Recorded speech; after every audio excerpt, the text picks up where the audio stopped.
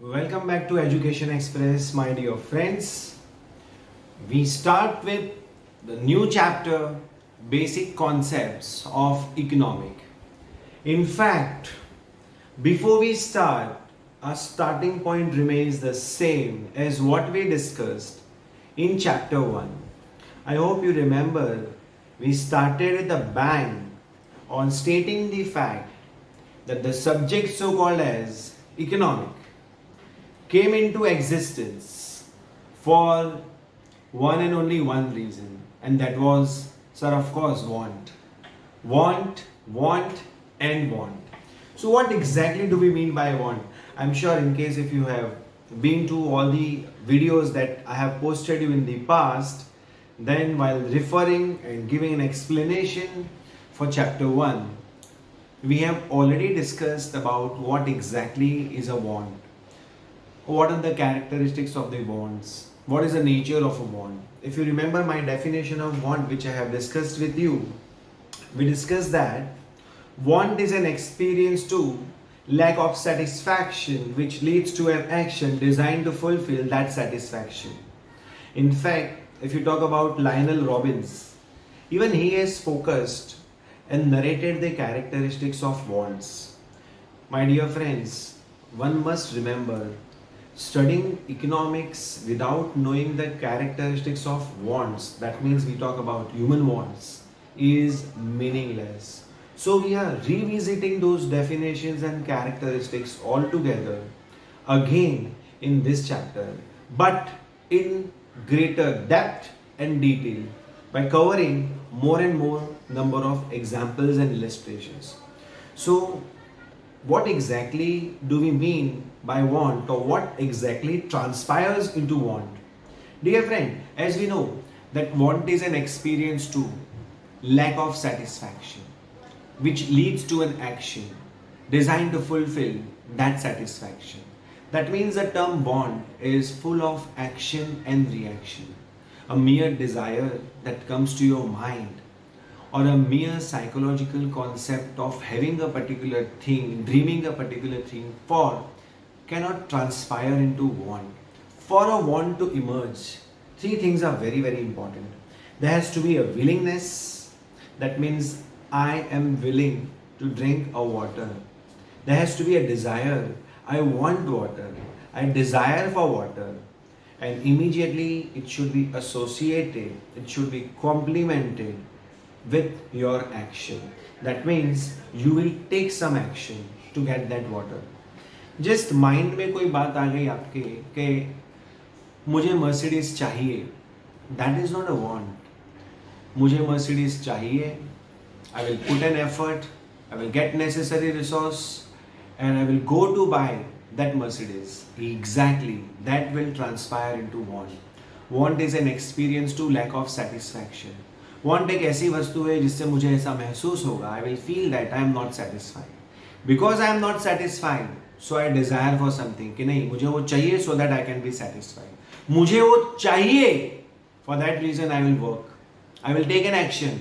Either I will buy, either I will reach to that source, I will get that, I will satisfy myself.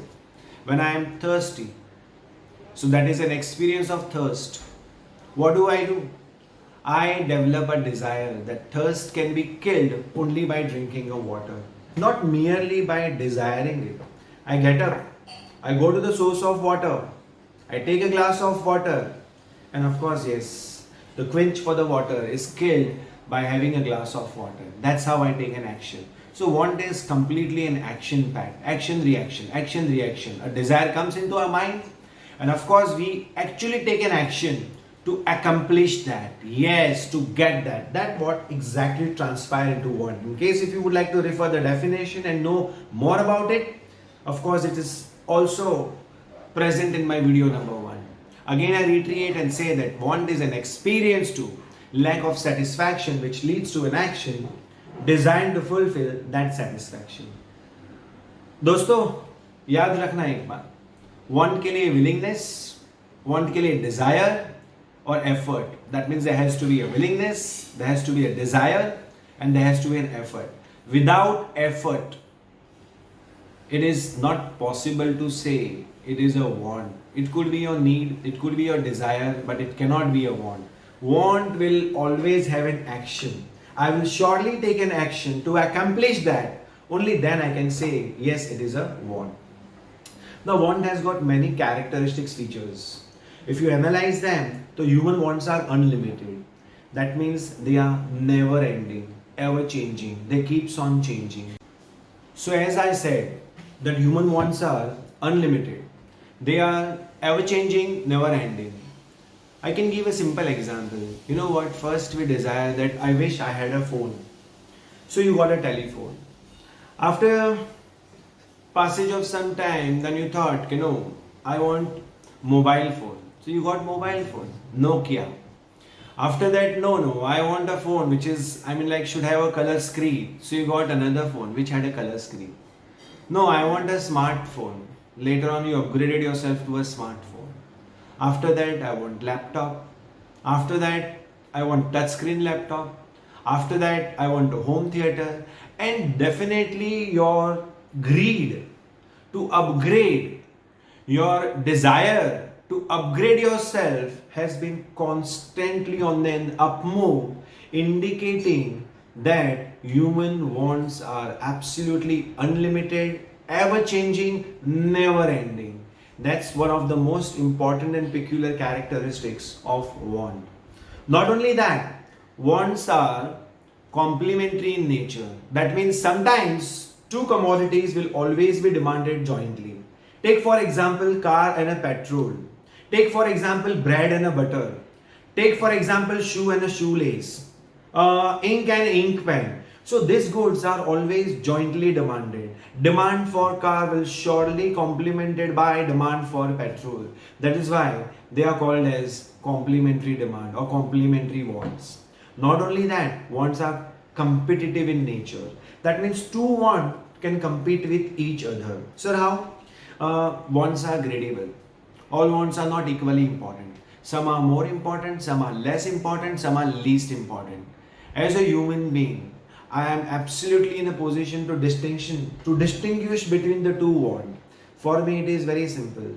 I have 100 rupees. Should I buy medicine out of that 100 rupees, or should I donate that 100 rupees? Two different wants. Of course, yes, they can be graded as per their urgency, as per their preferences. That is why we say that wants are complementary in nature. Wants are competitive in nature. Competitive means two wants will compete with each other depending upon their urgency. And then we can decide which is more important, which is less important, and which is least important. My dear friends, not only that, want is a relative concept. That means it is varying in nature. What does that mean? So demand for a particular thing or a want depends from person to person, place to place, and time to time. A person who is under the influence of a liquor, or who is a drunkard, or who has a habit of smoking, definitely would have an urge or a want for a smoking or a wine. Whereas a person who is not interested in any of these things probably may not actually want the same things. Things remains the same, but want may differ. You need woolen clothes, of course, yes. When do you need woolen clothes? Of course, during winter I need woolen clothes, but the same woolen clothes will have no use during summer season. So want differs from person to person, place to place, time to time. That is why want is a relative concept. It changes from person to person, place to place, time to time. Not only that, we also know that human wants are unlimited, resources are limited. So basically, all wants are not equally important. Some are more important, some are less important, some are least important. To grade everything what we have discussed so far, so what we can say is, sir, for a want to emerge, three things are important. There must be a willingness, there should be a desire, and finally, sir, there has to be an action. That means an effort must have been taken to achieve that. Then only we can say there is a human want. So human want means a need or a desire for something which should be necessitated with our efforts to achieve them. That is what is the meaning of the term human wants. Besides that, you can say the definition. Want is an experience to lack of satisfaction, which leads to an action designed to fulfill that satisfaction. What about the characteristics of wants? So wants are unlimited. They are never changing, ever end. They are ever changing, never ending. Not only that, so wants are complementary in nature. How? Sir, two things will be demanded jointly like car and petrol. Sir, what about ink and ink pen, shoe and shoelace, bread and butter? Absolutely right.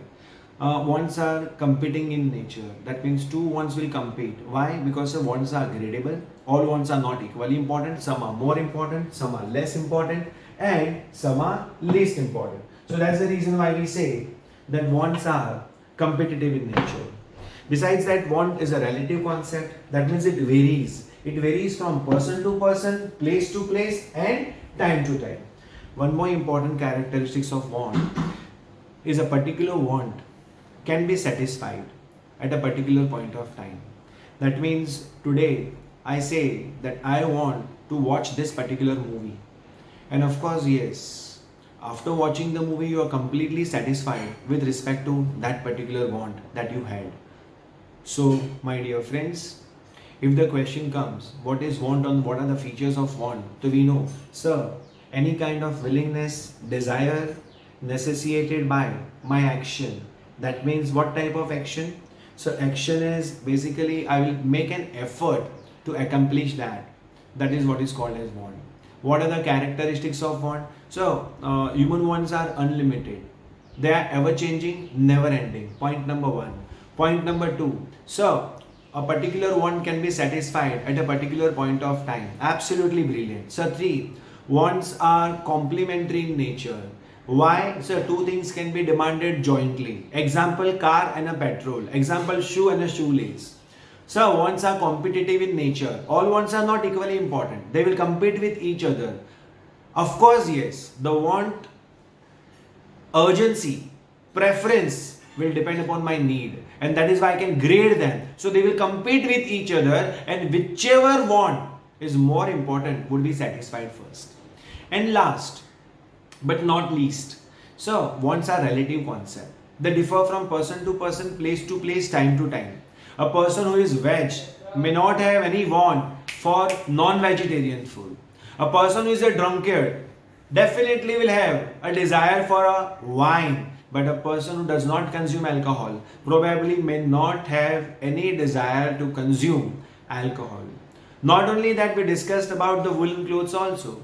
Woolen clothes will have utility or a use only in case if we are experiencing winter. But during summers, those woolen clothes would definitely be of no use. So want changes from person to person, place to place, and time to time. Not only that, my dear friends, want can further be classified into necessaries, comfort, and luxuries. Before we move on to that, let us see and recap about wants. Have a look. Want will necessitate, there has to be a willingness, there has to be a desire, and you must take some efforts in order to accomplish your wants. So human want is basically, you can say, a blend of all three things should be there, and more importantly, an effort should be initiated from your side to accomplish your desire.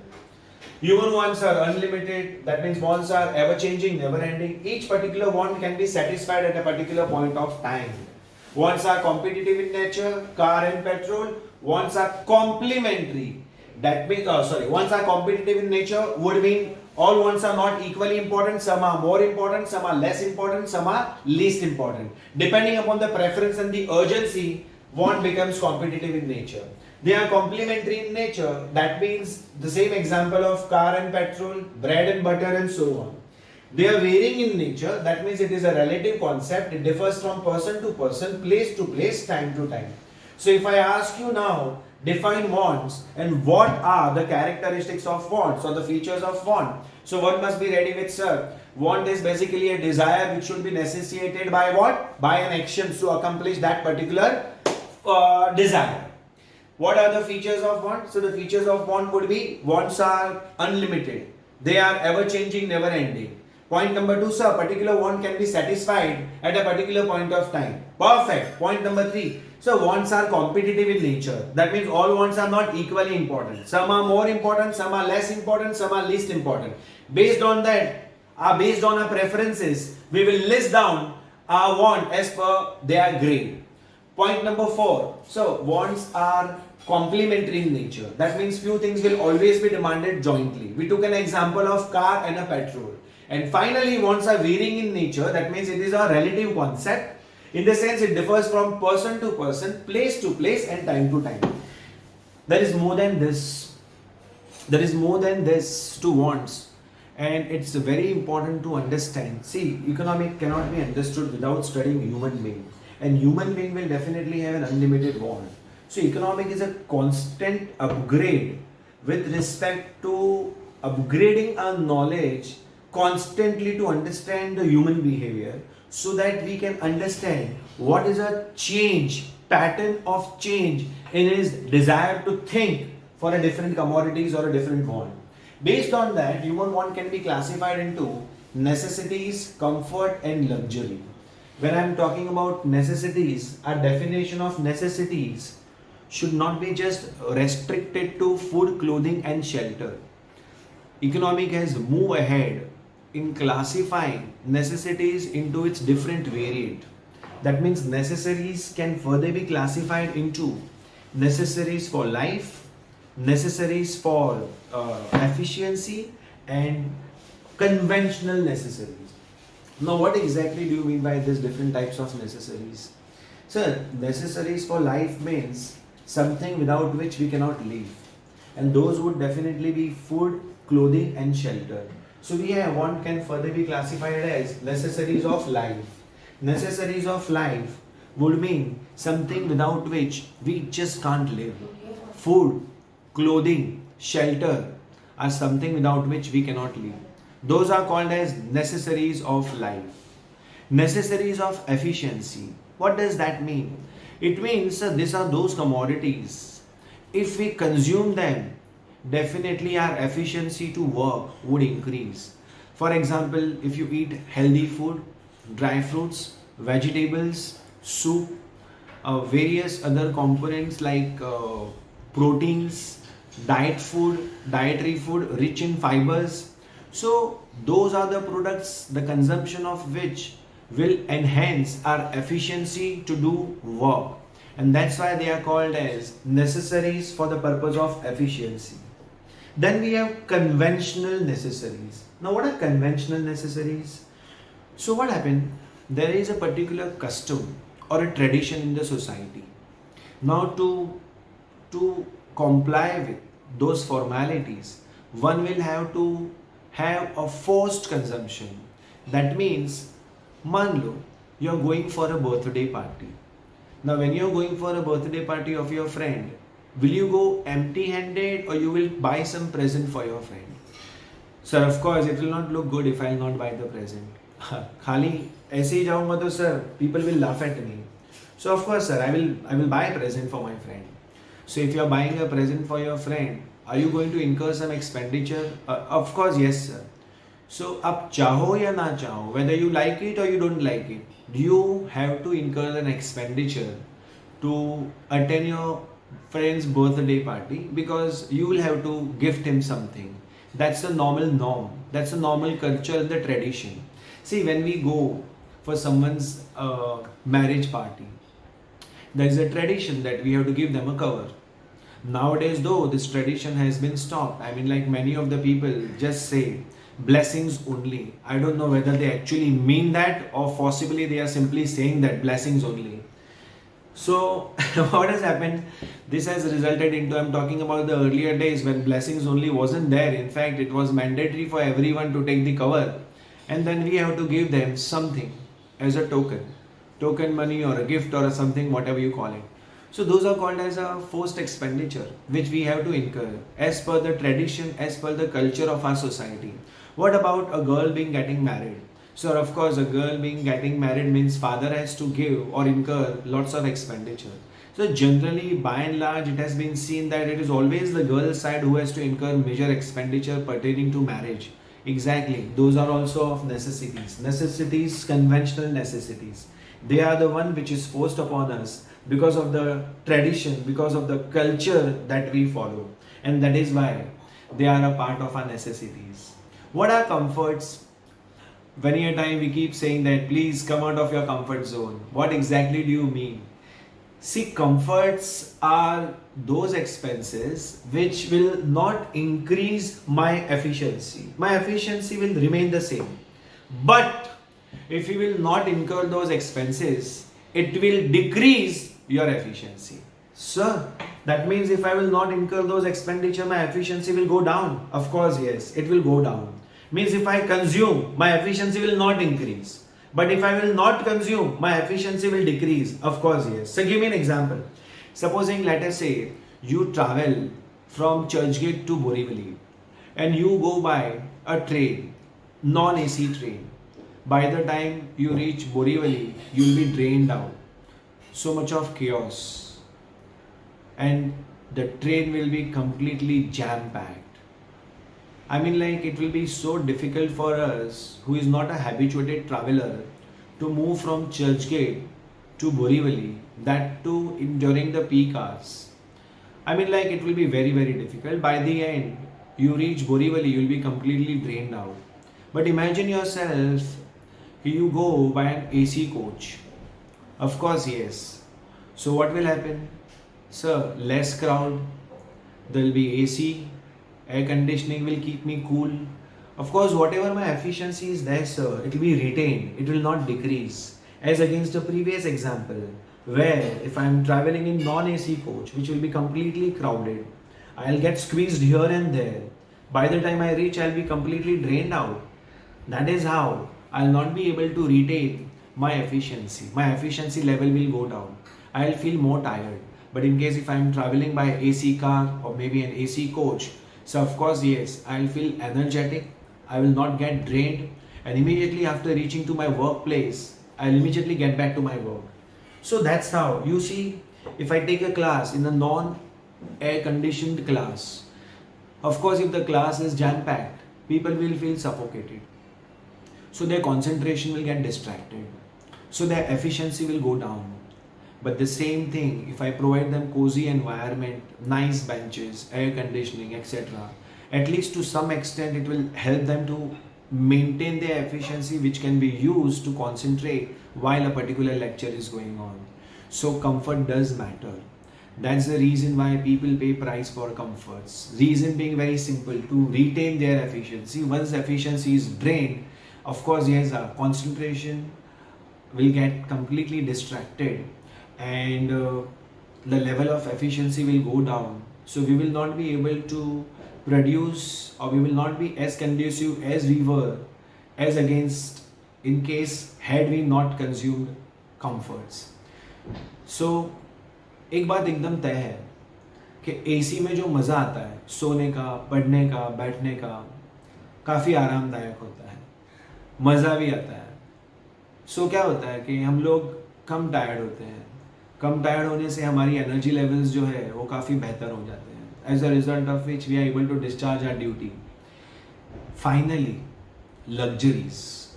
Luxuries, I mean, like, are those commodities the consumption of which is basically gives you a pride, a status symbol, and it is a matter of affordability. It is not that everyone can afford luxury. Luxury is a way out, a very upper crust. You have to raise your bar. A person who has a very rich and a high standard of living only can afford luxury. Luxury products are quite expensive. Of course, their performance is also good, better, best as compared to others. But you'll have to incur a huge expenditure on luxury. It is a matter of a status symbol also. Most of the branded stuffs fall into this category. But luxury are of two types. It can be harmful and it can be harmless. For example, buying a car, Jaguar or Ferrari, they are all luxuries. You enjoy it. It gives you lots of thrill. It gives you pleasure also, undoubtedly. But there are few luxury items which are costly also, not from economic point of view, but definitely hazardous and harmful to your life. Opium, drug, weed.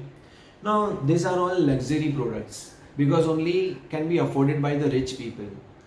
Those drugs, brown sugar, they are damn expensive. Opium, and people fall for it. They get addicted to it. But those are all harmful luxuries. They are not give you. They are not going to actually bring in any change in you. Finally, your life is going to get deteriorated. So we classify them as a harmful luxury. Give you a summary or a recap of the whole thing. What is want? So it's a three-dimensional thing. There has to be a willingness, there has to be a desire, and sir, of course, should be initiated by my action. Action has to be there. That means an effort should be there to accomplish it. That is what is called as a want. So desire for a product should be accompanied by my action in the form of efforts to accomplish that is called as want. So characteristics of want. Wants are unlimited. That means human wants are unlimited. They are ever changing, never ending. So wants are complementary in nature. That means two things will always be demanded jointly. So wants are competitive in nature. Absolutely right. So a particular want can be satisfied at a particular point of time. Today I want to watch this movie, I will watch it out. Of course, yes. So sir, my want, my desire is accomplished. Want is relative concept. It differs from person to person, place to place, and time to time. We further analyze the want as economic has become a very dynamic subject. So we will like to know what all other parameters based on which want can be classified. So we decided that want can further be divided into necessities, that is necessaries, comfort and luxury. When we talk about necessaries, so it means necessaries for life, necessaries for efficiency and conventional necessaries. When I talk about necessaries for life, it means something without which I cannot live. Something without which it is not possible for human to exist. That is food, clothing and shelter. I need means I need, without which it's not possible for me to live my life peacefully. Then we have necessities of efficiency. There are few products the consumption of which will give you energy, will raise your efficiency. Example, if you have dry fruits, milk, vegetable, food, fibrous food, rich food in vitamins and nutritive foods, all that things will definitely help you raise your bar, raise your efficiency. So those are called as necessaries for efficiency. And finally, we have conventional necessaries. My dear friends, these are forced expenditure. Depending upon the tradition, culture of the society in which we live, we have to incur some expenditure to comply with the formalities as we are existing in a part of a society. Example, you are going for a birthday party, so you have to buy a gift for your friend. That's a forced expenditure. As I told you, for the marriage party also, in case if you are being invited, you have to gift, you have to give a cover as a token for your friend getting married, as a good luck. Even if you go see during Diwali, Eid, what happened? Of course, the elder people give us the blessing. The blessing comes in the form of not just merely giving you a blessing which is invisible in nature, but along with that you get some cover, some money, some token, some gift during Eid, during Diwali, during Raksha Bandhan. You see, these are all the expenditure where you can say to keep up the relationship or to keep up the festive or to keep up the culture and the tradition which has been followed in the society for the decades. Besides that, we have a luxury. Luxury means the expenditure that is incurred on the most expensive products. Of course, one get pleasure by way of consumption of luxury. It is a matter of, you can say, a pride. It enhances your social value. It is a status symbol. But luxuries are of two types. One, it is not harmful at all, harmless. Second, it is harmful. When I talk about a harmful one, that means you are incurring an expenditure on opium, brown sugar, liquor, etc., which are going to have a very adverse impact on your health. So it's going to be harmful. Whereas when I talk about harmless, so you talk about cars, you talk about most expensive bike, etc. Those are harmless luxuries. After analyzing the concepts of want, that too in detail. The next concept, which is equally important for understanding various economic concepts, would definitely be goods. Now, what exactly do you mean by goods? See, remember, my dear friends, economic is governed by its own set of studies. That means it has a different set of laws. The goods that you define in accountancy, the goods that you define in any other subject probably may not be the same as what the definition you get in economic. Economic has got its own set of rules.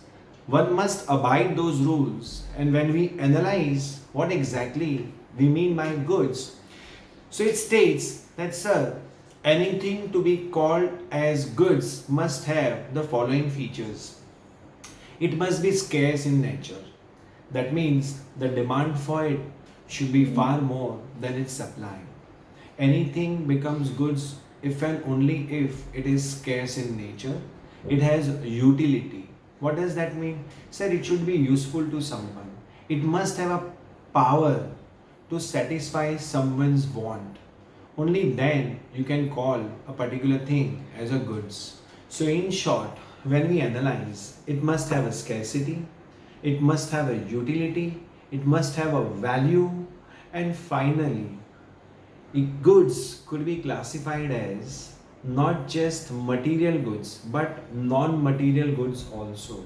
That means my definition of goods is not restricted, not narrow, but the wider one. It just not take into consideration the physical goods which are present, but also takes into consideration non-material goods, which means the services that are offered by teachers, lawyers, chartered accountants, doctors, etc. So the definition of good is far wider.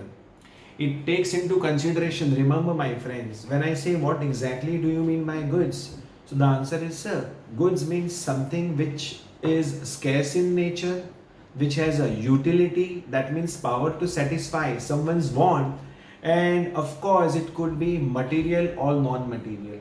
Material goods means something which we can touch, we can feel, will have a definite shape, will have a definite color, will have a definite look. Those are called as material goods. For example, let us take into consideration this marker. This marker is definitely a material goods. What about shirt? Material goods. What about car? Material goods. What about fan? Material goods. Services of a teacher is non-material goods. Services of a doctor, non-material goods. See, anything to be classified as a goods, it should be scarce in nature. It should not be freely available. It should be scarce in nature. Only then you can call it, okay sir, it's scarce in nature, so definitely it will be a goods. It must have a utility, that means power to satisfy anyone's want. Only then again I can say, of course, it has a utility, so it must be goods. And it does not just end over here. There are many more aspects that we can study under goods, different types of goods based upon the different parameters. I will explain to you each of that parameter, but before we conclude that, is it through what do you mean by goods? So goods means anything which has got scarcity, which has got utility, which has a value, and sir, it could be an economic or a non-economic good. Very good. So how will we explain that? Sir, anything which has utility, which has scarcity, which possess value, and sir, could be economic or a non-economic good, then those are the features of goods. Simple definition of goods would mean any commodity which is scarce in nature and has got utility can be called as goods. Goods can be classified into different aspects depending upon the different parameters. Now what are parameters? So following are the parameters or a classification of goods. Goods can be classified on the nature of it. Nature means whether they are material or non-material. Now what do you mean by material goods? Material goods are those goods which are visible, which are tangible, which you can see, which you can feel, which you can consume, which has a definite shape, definite size, definite color. So basically anything which can be easily recognized, like a marker, like a board, like a TV, like a mobile phone, they are all called as material goods. What about non-material goods? So non-material goods are like services. They are invisible in nature. When I give you my blessings, it's invisible in nature. When I give you my teaching, it's invisible in nature. You can hear me, but teaching rests in your heart and mind. Those are all invisible in nature. Services of a teacher, services of a lawyer, services of a chartered accountant, banking services, those are all basically part of non-material goods. Further, based on the value. Now, what do you mean by value? So, value means when utility, that means the power of the commodity to satisfy one's want, is expressed in terms of price. कोई भी चीज की अगर value आप जानना चाहें तो उसको प्राइस में कन्वर्ट कीजिए. Mobile or a marker pen. Now this is a marker pen. What is the value of this marker pen? So value of this marker pen is rupees 12. You saw? That means this commodity is expressed in terms of money, in terms of price. तो उसकी value मिलती है. So in economic, value means utility when expressed in terms of money. We are not here to discuss what exactly is value. We are here to discuss, sir, how can goods be classified based on its value? So we say, sir, it could be economic good or non-economic good. Economic goods are those goods which are scarce in nature and we have to pay price for it. They are not freely available. They are not available in abundance also. But they are scarce. That means, sir, वो सारे goods ऐसे हैं जिसके लिए हमें price पे करनी पड़ेगी. क्यों सर? बिकॉज सर उनकी डिमांड बहुत है. Demand is more, supply is less, as a result of which one has to pay price. You must have seen the price you must have seen the price fluctuation that you see in the price of the vegetable these days. I've heard that kothumir ki judi, that means coriander leaves, are available at 100 and 120 rupees, which once upon a time was available for just mere 10 rupees. Each piece of lemon, that means one piece of lemon, one lemon you say, is available for rupees 10, whereas just a couple of weeks ago it was available for just mere 2 rupees. See the price fluctuation. Why it is happening? Sir, it is happening because of the scarcity. So as the thing becomes scarce, it commands higher value. जितनी चीजें scarce होगी उसकी value उतनी बढ़ती ही जाएगी. Because demand powerful है.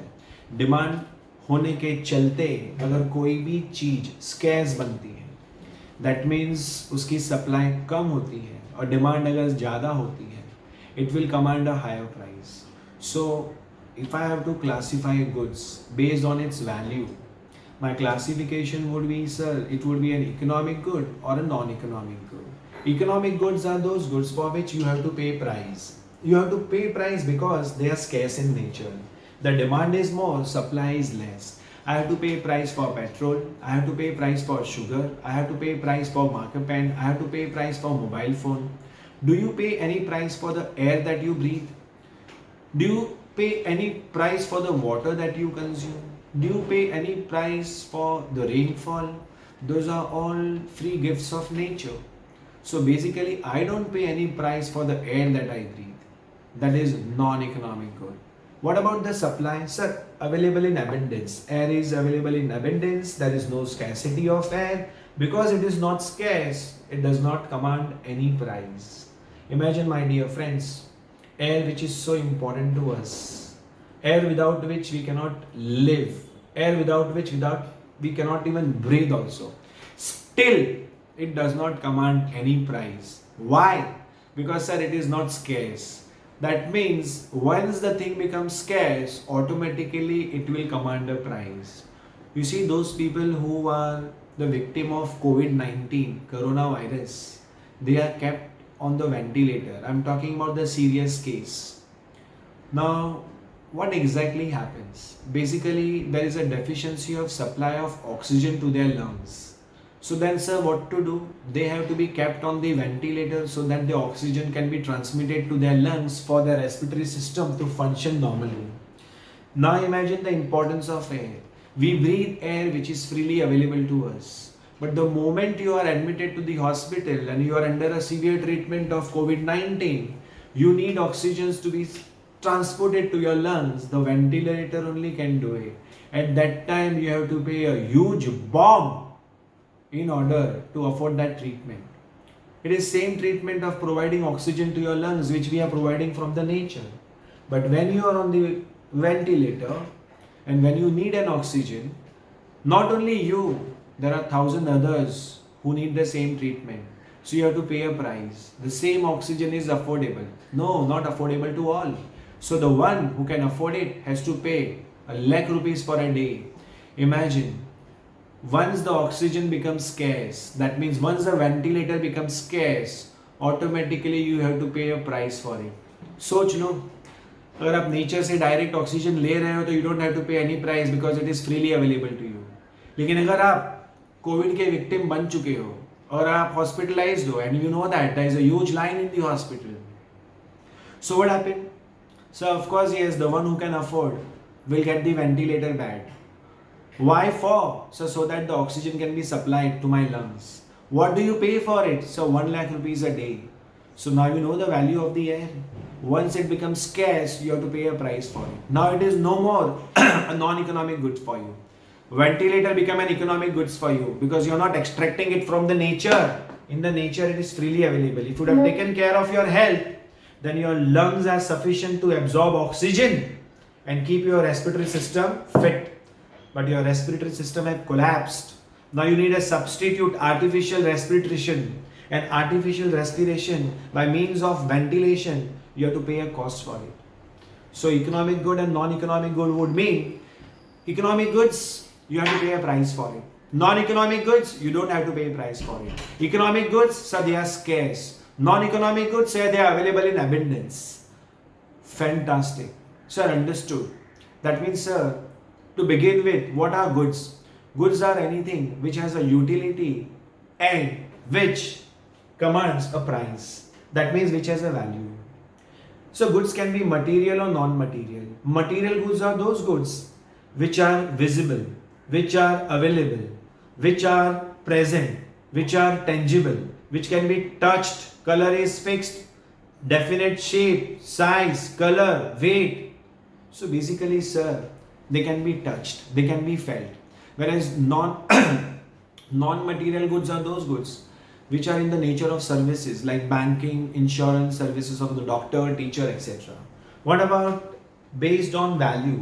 So based on value, goods can be classified as economic goods and non-economic goods. Economic goods are those goods for which we have to pay price. Non-economic goods are those goods for which we don't have to pay price. Economic goods are scarce. Non-economic goods are not scarce. They are available in abundance. So we don't have to pay price. What about the example? So car is an economic good. We have to pay price for it. So air is a non-economic good. We don't have to pay any price for it. So when I divide goods into its different part or a component, I can classify the goods based on the nature of goods, based on its value, based on its use. I will cover this up little later on. First, let me cover up durability and ownership. Durability means how long the goods are going to last. So we can say either the goods are durable or they are perishable. For example, milk, vegetables, fruits, they are all perishable in nature. That means their longevity is less. They cannot last too long. Maximum to maximum, the fruits, vegetables, milk, etc. can last for a week. After that, of course, they will start deteriorating. They will become stale. That means they will not be fit for consumption. So, those type of goods where the durability is very less, we call it perishable goods. They are going to perish in some point of time, in a very short span of time. Probably maybe a week max. After that, all of them will become stale, they will be unfit for the consumption. On the other hand, we have a durable goods like a sofa set, we have a durable goods like a mobile phone, TV set. What about car, jewelry? They are all durable goods. They can last as long as you can use them. I mean, like their durability, their longevity is quite high. They can be stored for a long period of time.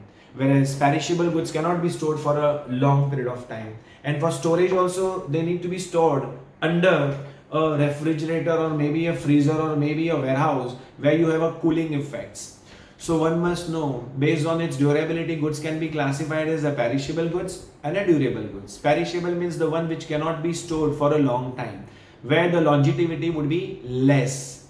Whereas durable are the ones which can be stored, which are going to last for a long period of time, which can be used and reused. So those are all called as a durable ones. So based on ownership, how can we classify the goods? So we say that it could be a private goods or it could be a public goods. Any goods which are consumed by an individual privately will be called as a private goods. Look at this shirt. It's meant for my consumption, my individual consumption. I owe it. I use it for myself. What about my specs? Of course, yes. I use it for myself. It's my personal goods. It's my individual goods. It's a private goods. What about the park? Of course, yes. Garden, park. So, it's a public goods. What about the trade? So, it's a public good. All the people at large, community at large, society at large can use it. Roads, public goods. What about all railway facilities that we have? Public goods. That means it is meant for the consumption of all the people at large. Those are all called as a public goods. Gateway of India, public goods. So it's very easy to make a distinction between the private and the public. Private means individually owned, privately owned, meant for the consumption by the private individual himself is what is called as a private goods. Whereas public goods are meant for all of us collectively as a society, collectively as a public, and meant for the consumption of them would be regarded as a public goods. Now coming to the last part of it. As we know by now, what we covered so far, so want. Want requires what? Willingness, exactly, plus desire, exactly, plus an effort. So there must be a desire for something which should be accompanied by the effort to accomplish it, what is called as want. Wants are unlimited in nature. They are ever changing, never ending. So a particular want can be satisfied at a particular point of time. Want are complementary in nature. Want are competitive in nature. And so want are of varying nature. That means they are a relative concept. They differ from person to person, place to place, and time to time. So for the purpose of further going into the detail of the aspect of want can be divided into, you can say want for necessaries, want for comfort, and want for luxuries. Want for necessaries can be further divided into necessaries for life, necessaries for efficiency, and conventional necessaries. Necessaries for life would mean food, clothing, and shelter, without which you cannot live. Necessaries for efficiency means something that you must consume to give you energy, to give you efficiency, to perform more work, better work, more productive, more conducive. In the sense, fruits, vegetables, dry fruits, proteins, and very nutritive kind of food you can consume. Those are called necessaries for efficiency. Conventional necessary is something which has been forced upon you as per the customs and the traditions that prevails in the society. I gave you a very simple example of gifting to your parent or gifting to anyone on his or her birthday, which is normal norm and a very common thing in our society. It's a post expenditure on you. In case if you are visiting, you cannot go empty handed, and you have to definitely gift your friend something which definitely you perhaps like or you don't like it.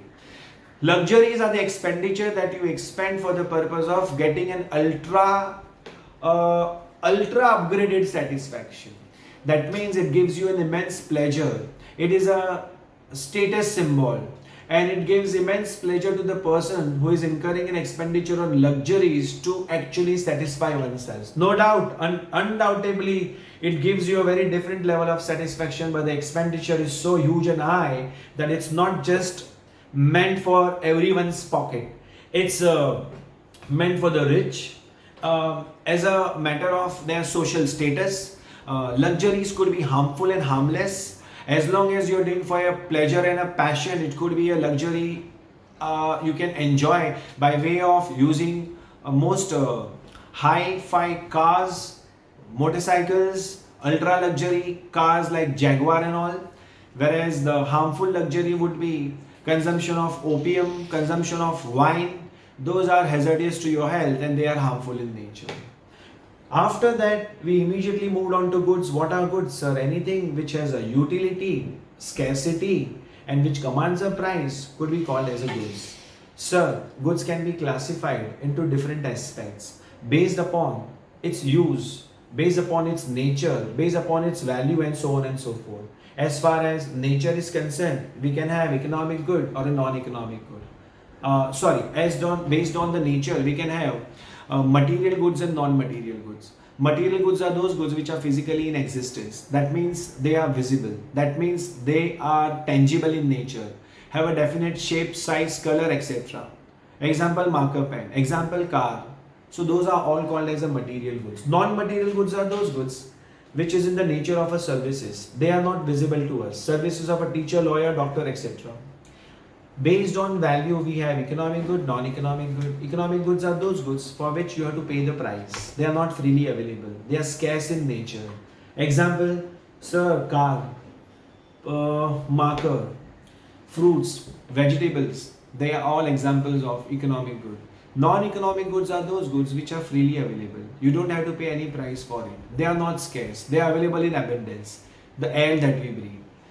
So then based on its durability, we have durable goods and perishable goods. Durable goods, the longevity is very less. They cannot be stored for a long period of time. They need to be consumed as early as possible, or else they will become stale.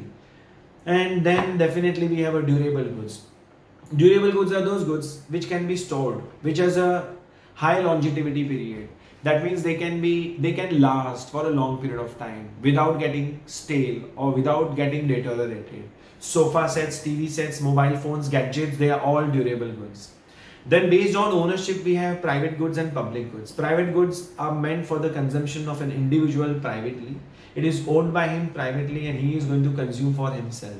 Public goods are meant for the consumption of the entire society, consumption of all the people at large collectively. That means most of the national assets which is collectively being consumed or collectively meant for all the people at large is called as public goods. We are left with one more thing, that is classification of goods based on its usage. That is what is left and we are going to do this little later. Alright, until then, goodbye.